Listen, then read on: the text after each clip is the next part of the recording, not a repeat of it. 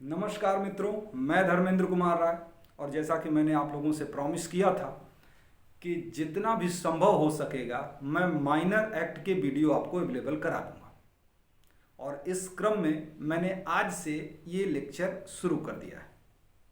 आपको इस lecture series के अंतर्गत जितने भी इम्पॉर्टेंट माइनर एक्ट हैं, चाहे वो डाउरी प्रोहिबिशन है, चाहे वो पॉक्सो एक्ट है, चाहे वो SC/ST एक्ट हो, चाहे आर्म्स एक्ट हो, चाहे अदर एक्ट हो, जितना भी संभव मुझसे हो पाएगा वो सारी लेक्चर मैं आपको उपलब्ध कराऊंगा। वीडियो बहुत ज़्यादा बड़ी नहीं होगी, वीडियो सिर्फ 10 मिनट के आसपास तक की ही होंगी और एक एक्ट के 5-6 वीडियो जो कि पॉसिबल हो पाएगा उतना मैं कर दूंगा, ताकि आपकी उसमें से सारी चीज़ें कवर हो जाए। मतलब अगर आप प्री के पर्पज़ के लिए जानना चाहते हैं वो भी आपका पूरा पर्पज़ पूरा हो जाए, अगर आप मेंस के पर्पज़ से करना चाहते हैं वो भी पर्पज़ पूरा हो जाए, और अगर आप प्री मेंस के पर्पज़ से नहीं बल्कि आप नॉलेज के लिए ही करना चाहते हैं क्योंकि आप उस एक्ट के बारे में जानना चाहते हैं, तब भी आपका वो पर्पज़ पूरा हो जाएगा। तो बिना देर किए मैं बता देता हूं कि आज से हमारा लेक्चर किस सब्जेक्ट पर शुरू होने वाला है। मैं डाउरी प्रोहिबिशन एक्ट शुरू करने वाला हूं और डाउरी प्रोहिबिशन एक्ट से 3 अथवा 4 लेक्चर मैं लूँगा, और कोई भी वीडियो 10-12 मिनट से ज़्यादा बड़ी नहीं होगी। और इस तरीके से सिर्फ आप ईयरफोन लगाएंगे और लेक्चर को जब भी आप रिलैक्स मोड में हो बस ईयरफोन लगा के आप लेक्चर सुन लीजिए। आपको किसी भी एयर एक्ट की ज़रूरत नहीं होगी, किसी नोट्स की ज़रूरत नहीं होगी, और यदि आप चाहें तो इस लेक्चर के माध्यम से आप अपना नोट्स भी बना सकते हैं। तो चलिए आज डाउरी प्रोहिबिशन एक्ट के पहले लेक्चर की शुरुआत करते हैं।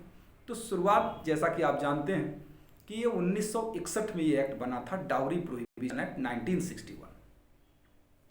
और 1961 में ये एक्ट बनाने की ज़रूरत क्यों पड़ी थी? क्योंकि वो ऐसा दशक था, वो ऐसा समय था जब दहेज के लिए बहुत सारी बहु बेटियों को मारा जा रहा था। इसलिए ज़रूरत थी कि उसके लिए कोई सख्त कानून बनाया जाए। सिर्फ IPC जैसे विधि से वो कंट्रोल नहीं हो पा रहा था, कोई सख्त कानून बनाया जाए ताकि इस गंभीर अपराध पर नियंत्रण लगाया जा सके, क्योंकि ये सामाजिक और आर्थिक बुराई समाज से दूर की जाने की बहुत आवश्यकता हो गई थी। तो इसलिए एक्ट की शुरुआत की गई और 1961 में जो ये एक्ट पास किया गया उसे उस साल 1 जुलाई 1961 को लागू कर दिया गया। अब ये क्यों एक्ट लाया गया? आप जानते ही कि इसका पर्पज ही यही था कि इस एक्ट के माध्यम से दहेज लेना और दहेज देना दोनों को प्रोहिबिट करना था। दहेज लेने को भी प्रोहिबिट करना था और दहेज देने को भी प्रोहिबिट करना था। और इस क्रम में हम शुरुआत करेंगे कि आखिर डावरी है क्या। डावरी के हम उस एंगल को भी देखेंगे जो सुप्रीम कोर्ट का है, और उस एंगल को भी देखेंगे जो कि इस एक्ट के द्वारा डिफाइन किया गया है। तो एक सुप्रीम कोर्ट की बहुत इंपॉर्टेंट केस है और उसको आप चाहें तो याद कर लें, रीमा अग्रवाल वर्सेस अनुपम की case, AIR 2004। Reema Agarwal versus Anupam के केस में डावरी की जो डिफिनेशन दी गई थी वो इस प्रकार थी कि विवाह के समय, विवाह के पश्चात या विवाह के पूर्व, विवाह के प्रतिफल के रूप में कोई भी धन, संपत्ति या मूल्यवान प्रतिभूति जो एक पक्षकार द्वारा दूसरे पक्षकार को दी जाती है वो दहेज कहलाएगी। बात तो समझ गए कि विवाह के समय, विवाह के पूर्व और विवाह के पश्चात विवाह के प्रतिफल के रूप में दिया गया कोई भी संपत्ति, धन या मूल्यवान प्रतिभूति दहेज कहलाएगी। लेकिन सुप्रीम कोर्ट ने यह भी कहा कि जो विवाह के प्रतिफल के रूप में नहीं लेकिन नैसर्गिक प्रेम के नाते अगर कोई उपहार किसी महिला को दिया जा रहा है, किसी विवाहिता को, किसी कन्या को दिया जा रहा है, तो वो दहेज की परिभाषा में नहीं है। तो ये रहा रीमा अग्रवाल वर्सेस अनुपम के केस में सुप्रीम कोर्ट का दृष्टिकोण दहेज के संबंध। फिर ये एक्ट, जैसा कि डाउरी प्रोहिबिशन एक्ट हम लोग पढ़ रहे हैं, इस एक्ट का सेक्शन 2 भी डाउरी को डिफाइन करता है। और ये क्या कहता है? ये कहता है कि दहेज एक ऐसी संपत्ति या मूल्यवान, दहेज से एक ऐसी संपत्ति या मूल्यवान प्रतिभूति अभिप्रेत है जो विवाह के समय, विवाह के पूर्व या विवाह के पश्चात विवाह के एक पक्षकार द्वारा दूसरे पक्षकार को, या विवाह के एक पक्षकार के माता पिता द्वारा या किसी अन्य व्यक्ति द्वारा विवाह के दूसरे पक्षकार के माता पिता या अन्य व्यक्ति को विवाह के प्रतिफल के रूप में देता है। तो ये डावरी की परिभाषा इसमें दी गई थी। एक बार और मैं कह दूं कि जो यहां परिभाषा दी गई थी कि जो देता है या देने का करार करता है, ये दहेज की ही परिभाषा में आएगा। मतलब देना और देने का करार करना सब दहेज की परिभाषा में आएगा। लेकिन एक चीज और आप नोट करिएगा कि मुस्लिम विधि के अंतर्गत जो मेहर लिया जाता है या मेहर दिया जाता है वो इस अधिनियम की परिधि में नहीं आएगा, यानी वो दहेज की परिभाषा में नहीं आएगा।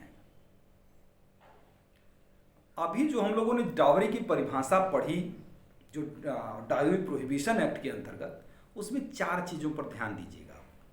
क्या 4 चीजें ध्यान देनी?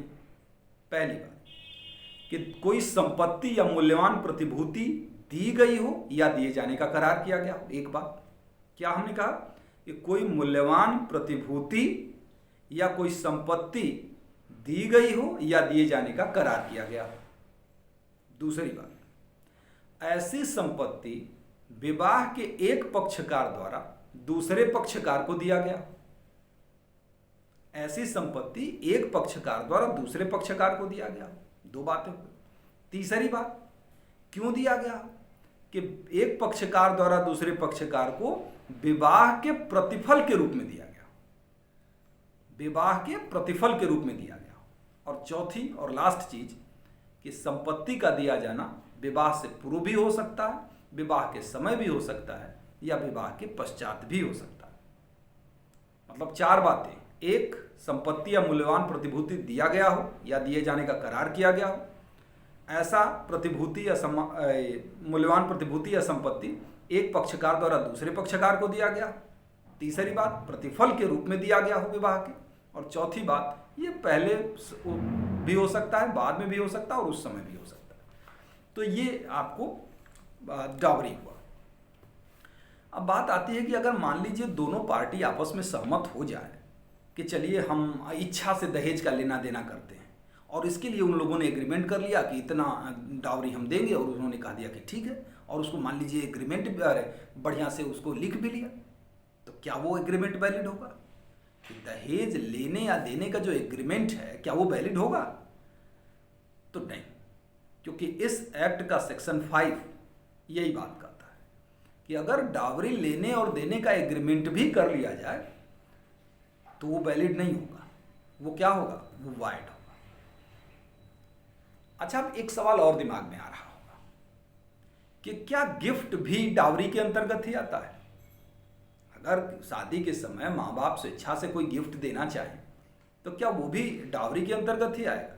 क्योंकि अभी जो हमने गिफ्ट की बात कही थी वो गिफ्ट की बात 2004 में सुप्रीम कोर्ट ने कहा था। थोड़ी देर पहले जो हमने दहेज की परिभाषा बताई थी, ये डावरी प्रोहिबिशन एक्ट की परिभाषा तो हमने बताई नहीं थी। तो अब एक समस्या थी कि क्या गिफ्ट के नाम पर दहेज के लेन देन शुरू हो गई, तो क्या गिफ्ट भी दहेज के अंतर्गत आएगा कि नहीं आएगा? तो उसके लिए है कि नहीं, गिफ्ट डावरी नहीं, लेकिन इसके लिए एक एक्ट बना है, दहेज प्रतिषेध वर वधु भेंट सूची 1985। एक एक्ट बना कि दहेज प्रतिषेध वर वधु भेंट सूची 1985।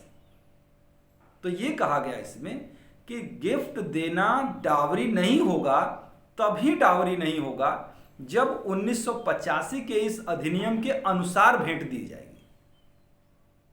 अब ये क्या 1985 का अधिनियम बताता है? 1985 का अधिनियम ये बताता है कि जो गिफ्ट कन्या को दिए जा रहे हैं, यानी वधू को दिए जा रहे हैं, उसकी एक लिस्ट वधू रखेगी, और जो गिफ्ट वर को दिए जा रहे हैं उसकी एक लिस्ट वर रखेगा। ये लिस्ट, यानी ये जो गिफ्ट है उसकी जो लिस्ट है वो बहुत जल्दी विवाह के पश्चात बना ली जाएगी। उसके अलावा ये लिखित में होगी, और उसमें क्या विवरण होगा ये भी इस अधिनियम में स्पष्ट किया गया है। और उसमें क्या क्या चीजें होगा? भेंट का संक्षिप्त विवरण होगा, माने क्या भेंट दिया गया, क्या गिफ्ट दिया गया। दूसरी बात, किसने गिफ्ट दिया है, किसने गिफ्ट दिया है। तीसरी बात, गिफ्ट का अनुमानित मूल्य कितना होगा। और चौथी बात, जिसने गिफ्ट दिया है उससे उस व्यक्ति का, वर या वधू जिसको भी दिया है, उसका क्या रिलेशन है। ये अगर लिस्ट बना के रखी गई है, उस पर वर और वधू के सिग्नेचर कराए जाएंगे। सिग्नेचर करने में सक्षम नहीं है तो उनका अंगूठा निशान लगाया जाएगा। अगर इस तरीके से विवाह के भेंट को इस नियम के अनुसार रखा गया है तो वो भेंट डावरी के अंतर्गत नहीं आएगी, अन्यथा भेंट भी डावरी के अंतर्गत आ सकती है। तो आज के लेक्चर के अंतर्गत हम लोगों ने यही जाना कि डावरी क्या है, सुप्रीम कोर्ट का क्या दृष्टिकोण है, इस एक्ट का क्या दृष्टिकोण है, डावरी लेने और देने का एग्रीमेंट की क्या स्थिति होगी, और क्या गिफ्ट भी डावरी के अंतर्गत आता है। और अगले लेक्चर में हम लोग उसके पीनल प्रोविजन की चर्चा करेंगे।